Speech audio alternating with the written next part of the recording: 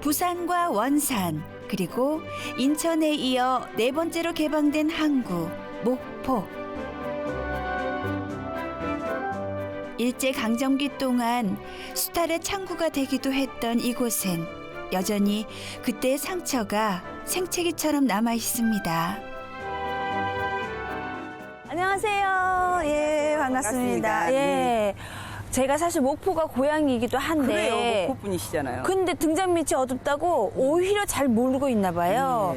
이곳이 근대 역사거리잖아요. 지금 저희가 서 있는 이곳은 어떤 곳이었나요? 동본원사로 가는 네. 목포에 첫 진출한 일본 불교 사원이에요. 사찰이었어요? 사찰이었어요. 원래는 이 불교 사원이 건축학적으로 보시면 팔짝 지붕에 네. 또 박공 스타일의 네. 어떤 일본 전형적인 건축 양식을 보이고 있고요. 또 해방 후에는 그 전광사의 관리를 받다가 57년도에 네. 사찰이 교회가 된 이색 양력을 가지고 있긴 합니다. 그러네요. 네, 네. 목포를 그렇게 왔고 살았는데도 불구하고 너무 가까이 있다 보니 그 역사의 이런 이야기가 담겨 있는 곳곳에 남아있는 모르셨죠. 것을 잘 몰랐어요. 맞아요. 지붕 없는 역사 박물관이라 불리는 원도심. 그 중심인 오거리로 이동해 보았는데요.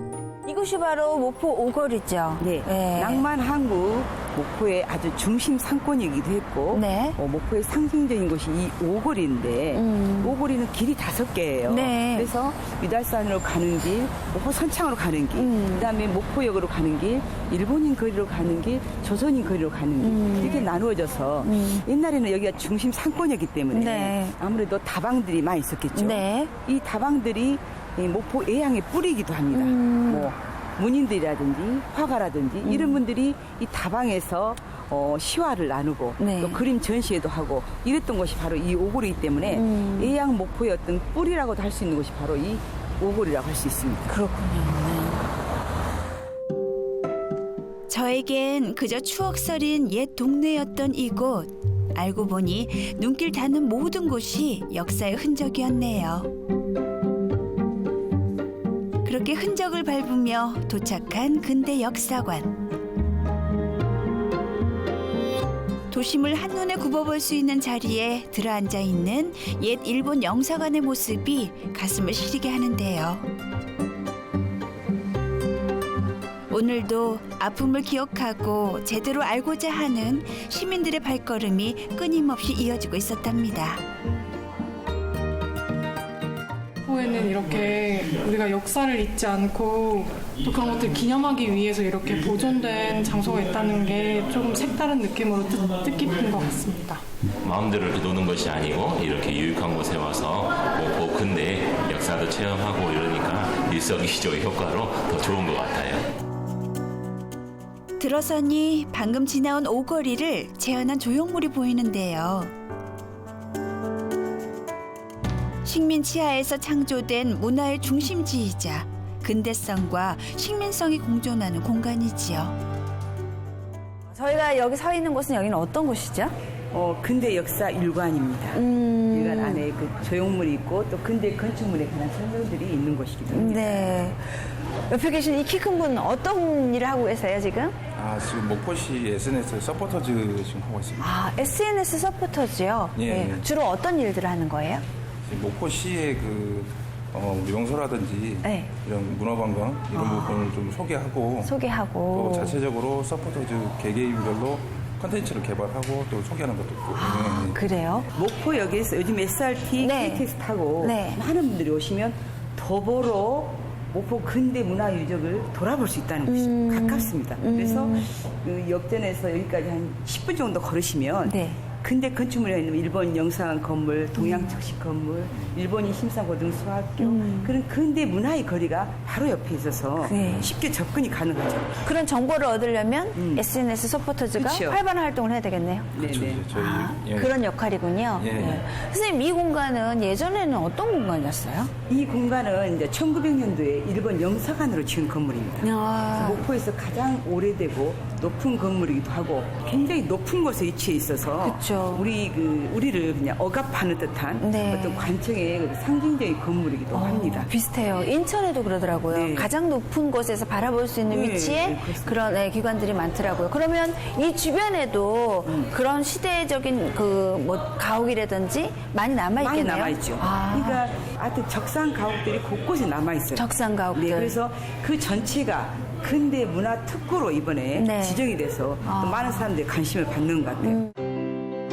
관람 후 건물을 나와 나란히 건물 뒤쪽으로 향하는 사람들 따라가 보니 방공호가 있었는데요. 일제 말기 어두운 이곳에서 끝도 보이지 않는 노동 착취를 당하던 조선인들의 비명소리가 들리는 것 같았습니다. 그리고 역사관에서 바로 이어지는 옛 일본인 거류지. 지금도 원형에 가깝게 보존된 적산 가옥이 줄줄이 들어서 있는데요. 최근에 갑작스럽게 유명세를 타기도 한 곳이랍니다. 지금 우리가 서 있는 이곳은 어떤 곳인가요? 오정혜 씨 요즘에 네. 모 정치인 때문에 목포가 유명해진 곳이 있죠. 좀 그쵸? 네네. 네. 바로 그 거리가 이곳입니다. 아, 여기예요? 네. 아, 이건 목포에서 최초로 생긴 도로이기도 하고 네. 권정통 일본의 그 말로 하자면 혼마치 거리이기도 합니다. 저는 어릴 적에 이 거리를 건어물 사러 네네, 많이 선창에 오는 길이었는데 몰랐어요. 어떤 의미가 있는 거예요, 이 거리는? 이게 일제 상가들이 쫙 질비해 있는 원래. 네, 네. 일본인 상가들이 쫙 질비해 있는 네. 아주 그 본정통이기 때문에 네. 당연히 여기는 이제 아주 번화가였고 일제 강점기였던 상권이 아주 활성화된 네. 자, 당연히 많은 사람들이 이동이 있었기 때문에 이곳에 오면 인구도 많고 물자도 많이 이동하는 그런 곳이기도 했습니다. 그래서 그런지 위에 이렇게 모습들이 보니까 그 당시의 건물 양식이 그대로 고스란히 남아있어요, 네. 곳곳에. 특히 요 뒤에 모자가 이 그 모자점은 네. 일본인 거리이기도 하고 네네. 일본인 상가들이 쫙 있는 곳에 네. 유일하게 네. 한국인 가게 그 모자로 부자 대열에 끼어든 그 당시에 화랑일 때는 제주도, 순천, 대구 이런 데까지 전부 분점이 있을 정도로 굉장히 화랑을 했다고 그럽니다. 어때요? 시민의 관점으로 바라볼 때 이런 거리가 고스란히 남아있는 걸 보면서 어떤 걸 느끼세요? 역사적으로 이렇게 잘 보존되어 있는 건물들이 후손들에게까지 잘 이렇게 전달되고 보여질 수 있다는 것 그런 부분에서는 참 감사하게 생각합니다. 후손들이나 여행자들이 이런 도심에 대해서 좀 알아주고 가치를 좀 재인식하는 그런 부분이 있어서 최근에 이렇게 좀 활성화되는 거는 굉장히 저는 반가운 소식이라고 생각합니다. 그래서 예. 본인이 해야 할 일이 더 많아진 것 같죠? 더 열심히 하겠습니다. 네. 상권이 옮겨가며 사람이 떠났던 구도심. 하지만 최근 이곳에 새로운 바람이 불며 적산 가옥을 개조한 상가들이 늘어나고 다시 사람이 돌아오고 있다는데요. 변화하는 역사의 거리를 지켜본 이곳 사람들은 변화가 낯설면서도 다시 찾아온 활기가 반가운 분위기입니다. 원래 다른 데서 하다가 여기 장성장 때문에 하게 됐어요, 여기서. 어때요? 관광객들이나 손님들이 많이 늘어났나요, 주변에? 원래는 아예 사람이 다니는 거리가 아니었는데 그래도 이것 때문에 찾아오시는 분들도 많고 지나다니시는 분들도 많고 다들 좋아하시는 것 같아요. 그런 게 아니었으면 여기는 진짜 이 시간에도 사람이 전혀 다니거나 택시도 안 지나다니는 그런 거리여가지고 갑작스러운 변화를 겪고 있는 역사의 거리. 이곳엔 반세기가 넘도록 한자리를 지키며 시간의 흐름을 따라온 역사의 산 증인이 계시는데요. 어머니, 제가 소문을 들었거든요. 여기에 가장 멋진 어머님이 커피를 해주신다고. 그분이 맞죠? 내가 81나에 바리스타 교육을 받았어요. 예. 이제 우리 집이 내가 이거 50년을 넘게 살다 보니까 이 자리에서? 한 자리에 살다 보니까 뭐 하고 살까 그러다 이제 나이 먹으니까 그 옛날 떡 생각이 나서 네네. 그런 떡을 이렇게 조금씩 만들다 보니까 벌써 세월이 22년이 지나고 3년째 떡 장사도 하네.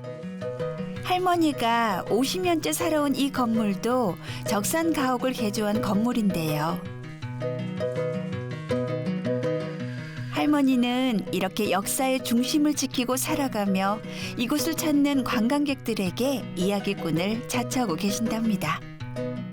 정말 목포에 또 제 고향이기도 하지만 어머니 손맛, 어머니의 사랑과 정성이 가득 담긴 말 그대로 쑥팥 찹쌀떡, 그 안에 고명은 사랑입니다. 그리고 어머님이 또 뽑아주신 따끈따끈한 커피와 함께 먹는 이 맛이 어떨까요? 저는 여러분이 느끼시는 것보다 한 배는 되는 것 같아요. 제 고향에서 제 어머니가 해주시는 그 느낌으로 먹어보도록 하겠습니다.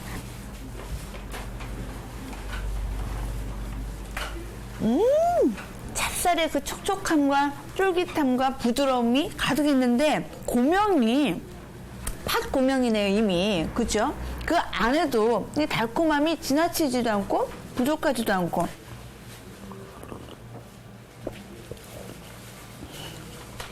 이 쑥팥 찹쌀떡하고 이 아메리카노 한 잔이 기가 막히게 잘 맞네요.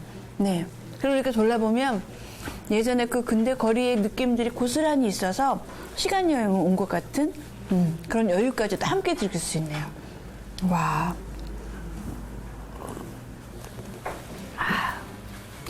유달산 기슭 골목골목 길 섬마다 낡지도 않고 살아있는 옛사람들의 삶과 애환의 이야기를 만나보았습니다.